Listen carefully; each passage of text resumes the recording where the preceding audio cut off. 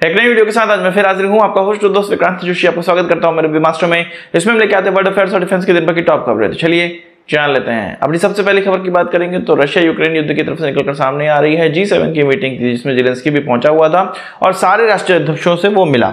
भारत के प्रधानमंत्री से भी उसकी मुलाकात हुई, जो कि कल मैंने आपको बताया था कि वो लोग अरेंज कर रहे हैं और उनकी मुलाकात हुई।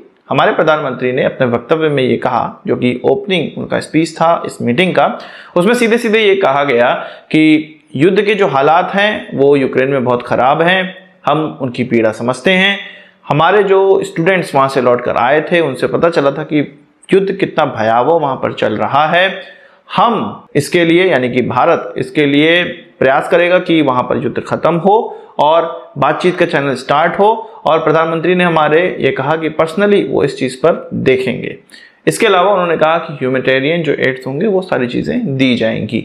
ये चीज़ नटशेल में उनके द्वारा कही गई। यहाँ पर कोई भी यूक्रेन का साथ देने के लिए या यूक्रेन को हथियार देने के लिए इस तरह की चीज़ें नहीं कही गई। जो एक सिंपल डिप्लोमेटिक स्पीच हो सकती थी, डिप्लोमेटिक बयान हो सकता था, वही चीज़ निकल कर आया कि युद्ध खराब होता है। इसको राजनीतिक और कूटनीतिक तौर पे नहीं देखना चाहिए, इसको एक मानवता के नजरिए से देखना चाहिए। और युद्ध खराब होता है और इसको बंद कराने के लिए या इसको रुकवाने के लिए वो पर्सनली इस पर हस्तक्षेप करेंगे या इस पर ध्यान देंगे। तो ये चीज़ उनकी तरफ से निकल कर सामने आई। इससे आपको क्या लगता है कमेंट बॉक्स में बताइएगा। ये स्पष्ट स्पीच है, स्पष्ट वक्तव्य है, इसमें बहुत ज़्यादा मतलब निकालने की आवश्यकता नहीं है। सीधी सीधी ये बात है कि भाई युद्ध को हम भी बुरा मानते हैं, यूक्रेन का साथ हम दे सकते हैं पर बातचीत से ही दे पाएंगे, बाकी और कुछ कर नहीं पाएंगे। मेरे समझ में तो यही आया। इसके अलावा G7 के जो राष्ट्रीय अध्यक्ष थे उनसे जब जेलेंस्की की मुलाकात हुई तो F-16 पर जोर दिया गया।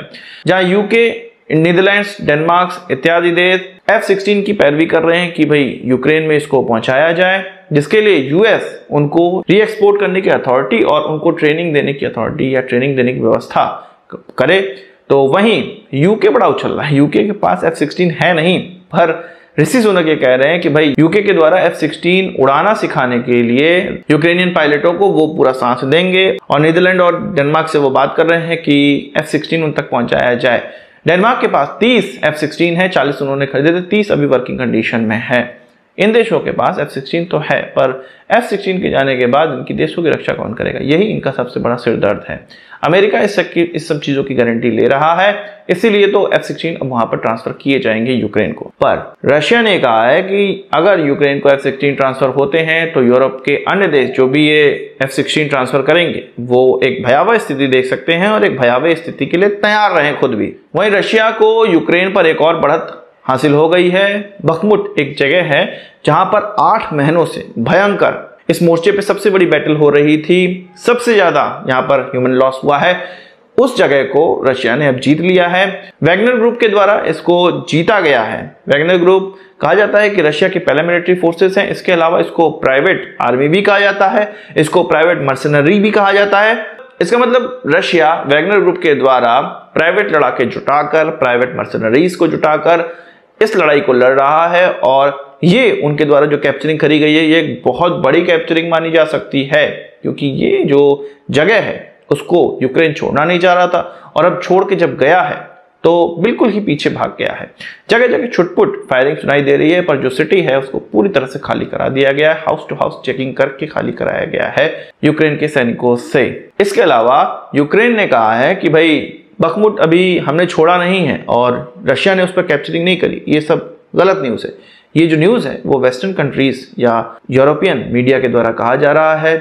इंटरनेशनल मीडिया के द्वारा तो यही कहा जा रहा है कि रशिया ने वहां पर कब्जा कर लिया है। और इन जो मर्सनरीज के, ये वैगनर ग्रुप के जो मर्सनरीज है उसका जो हेड है उसके द्वारा अपने एक टेलीग्राम मैसेज में ये कहा गया है, वीडियो मैसेज में ये कहा गया है। बात करते हैं नेपाल की। नेपाल के प्रधानमंत्री पुष्प कमल दहल प्रचंड की बात अगर हम लोग कर लें तो उनकी भारत यात्रा होने वाली है। 29 मई के बाद ये यात्रा होगी। असल में 29 मई को उनका जो बजट है वो सामने रखा जा रहा है और इस बजट के बाद ही उनकी यात्रा होगी, भारत यात्रा होगी। और उनके ऑफिस संभालने के बाद, दिसंबर 2022 के ऑफिस संभालने के बाद ये पहली यात्रा उनकी कहीं विदेश में हो रही है और वो यात्रा भारत में ही हो रही है। मतलब पहली यात्रा वो भारत में कर रहे हैं।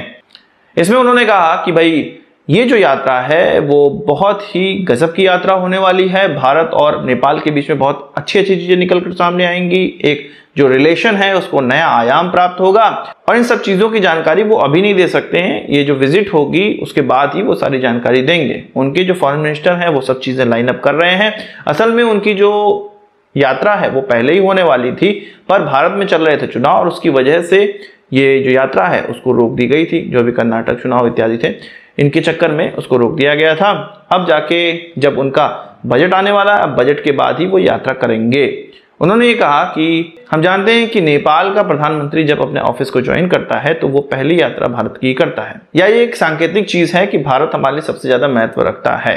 पर प्रचंड ने ये 2008 में ही इस सांकेतिक, इस सिंबॉलिक विजिट को तोड़ा था और उस समय बीजिंग ओलंपिक हो रहे थे और ऑफिस ज्वाइन करने के बाद वो सीधे चीन गया था, भारत नहीं आया था। इसीलिए प्रचंड ने फिर से कहा था कि भाई ये जो सिंबॉलिक चीज है इसको वो नहीं मानते हैं और ये कोई कानूनी यात्रा नहीं होती है, कोई कंपल्सन नहीं होता है, पर फिर भी वो पहली बार भारत ही जाएंगे क्योंकि उनकी जरूरत है। तो आप समझ लीजिए कि नेपाल को भारत से बहुत कुछ मिलने वाला है इस विजिट के दौरान और इसी चीज की वो बात कर रहे हैं। आपका क्या कहना है कमेंट बॉक्स में जरूर बताइएगा। बात करते हैं MiG-21 की। 60 सालों से ज्यादा हो गया है इसको इंडक्ट किए हुए और कई एक्सीडेंट हम इसकी देख चुके हैं, इसीलिए इसको फ्लाइंग कॉफिन भी कहा जाता है। अभी हाल ही के जो एक्सीडेंट हुआ था जिसमें 3 सिविलियनों की मृत्यु हो गई थी, उसके बाद इसको अब चेकिंग के लिए ग्राउंडेड कर दिया गया है। जितने भी इंडियन एयरफोर्स में MiG-21 उड़ाए जाते हैं उनकी अब पूरी तरह से चेकिंग की जाएगी। कोई ऐसी कॉमन प्रॉब्लम तो नहीं है जिसके कारण ये दुर्घटनाग्रस्त हो रहे हैं। इस चेकिंग के बाद ही इसको उड़ाने की अनुमति दी जाएगी। तो इस कंप्लीट चेकिंग से होगा क्या? सबको पता है कि इसमें स्पेयर पार्ट की कमी होती है। किसी थर्ड वर्ड से हम लोग स्पेयर पार्ट लेते हैं, खुद बनाते हैं और स्पेयर पार्ट के कमियों की वजह से ही ये एयरक्राफ्ट दुर्घटनाग्रस्त होते हैं और कोई कारण नहीं है इसका। साथ ही साथ एयरफ्रेम कमजोर हो चुका है, इसलिए ये दुर्घटनाग्रस्त होते हैं। तो इसमें चेकिंग क्या करनी सभी को पता है, इसको सीधे सीधे रिटायर करना पड़ेगा। ग्राउंडेड करके फिर चेकिंग करेंगे, फिर 2-3 दुर्घटनाग्रस्त करेंगे, फिर हम लोग ग्राउंडेड करेंगे, फिर दुर्घटनाग्रस्त करेंगे। जब तक ये एयरक्राफ्ट रहेंगे, इनका समय हो चुका है, जब तक ये इंडियन फोर्स में रहेंगे तब तक ये दुर्घटना ही करते रहेंगे। अब इनको रिटायर करने का समय आ गया है, क्योंकि 2025 तक रिटायर भी किए जा सकते हैं। पर बात यह है कि हमारे जो इंडिजिनस एयरक्राफ्ट जिनके बदले MiG-21 को हटाना है वो जल्दी जल्दी बन नहीं रहे ना, इसलिए प्रॉब्लम ज्यादा है। इसी तरह एयरक्राफ्ट को हटा तो नहीं सकते, कम से कम कुछ तो कभी वो लड़ाई में काम करेंगे। और अगर हमारे जो इंडिजिनस एयरक्राफ्ट है वो जल्दी जल्दी बनने लगे तो इनको जल्दी जल्दी रिटायर किया जा सकता है। बात कर लेते हैं VVIP चॉपर्स की खरीद से। अब इसको फिर से स्टार्ट किया जा रहा है। आपको पता है कि पहले जब VVIP चॉपर्स खरीदे गए थे, अगस्टा वेस्टलैंड में करप्शन का चार्ज लगा था। उनके 3 जो हेलीकॉप्टर भारत आ चुके थे उनको ग्राउंडेड करके स्टोर कर दिया गया था एयरफोर्स बेस पालम में और उसके बाद उनको लौटा दिया गया था अगस्टा वेस्टलैंड को, और तब इस कंपनी को ब्लैकलिस्ट किया गया था। अब 2022 में इसको फिर से ब्लैकलिस्ट से हटा दिया गया। वो इसीलिए हटाया गया था क्योंकि फिर से VVIP चॉपर्स खरीदने हैं और एक बहुत बड़ी कंपनी है अगस्टा वेस्टलैंड जो कि हेलीकॉप्टर्स बनाती है। तो अब ये कहा जा रहा है कि VVIP चॉपर्स के जो टेंडर है उसको फिर से चालू किया जा सकता है, फिर से उसको लाया जा सकता है, क्योंकि अभी MI-17 हेलीकॉप्टर्स को इस्तेमाल किया जाता है जो कि बहुत ज़्यादा जिनमें प्रोटेक्शन नहीं होते हैं और VVIPs को ले जाने के लिए बहुत ज़्यादा अच्छे नहीं माने जाते हैं। पर करे क्या, इसका इस्तेमाल तो करना ही पड़ता है। अब SPG और NSG के साथ मंत्रणा करके इसका पूरा खाका खींचा जाएगा कि VVIP चॉपर्स में होना क्या चाहिए, कौन से प्रोटेक्शन होने चाहिए, कौन से हथियार होने चाहिए, और तब जाके इसके टेंडर को फ्लोट किया जाएगा। हमें उम्मीद करेंगे कि जल्दी से जल्दी ये होगा, क्योंकि ये VVIPs लोगों के लिए जो है कोई ऐसा हथियार तो है नहीं है। VVIPs लोगों को अपनी जान की ज्यादा फिक्र होती है, तो उनकी जान बचाए रखने के लिए उन्हीं को खुद मेहनत करनी पड़ेगी और मुझे लगता है कि जल्द से जल्द टेंडर कंप्लीट किया जाएगा। आज के इस वीडियो के लिए बस इतना ही। आशा करता हूँ वीडियो पसंद आएगा, आपको एक बड़ा से जरूर देंगे। इस वीडियो संबंधित सवाल सुझाव हो कमेंट बॉक्स में जरूर लाइएगा और यदि आपने हमारा चैनल सब्सक्राइब नहीं किया उसे भी कर लीजिए, क्योंकि हम इस प्रकार की वीडियो लाते रहते हैं। नमस्कार, थैंक यू, जय हिंद।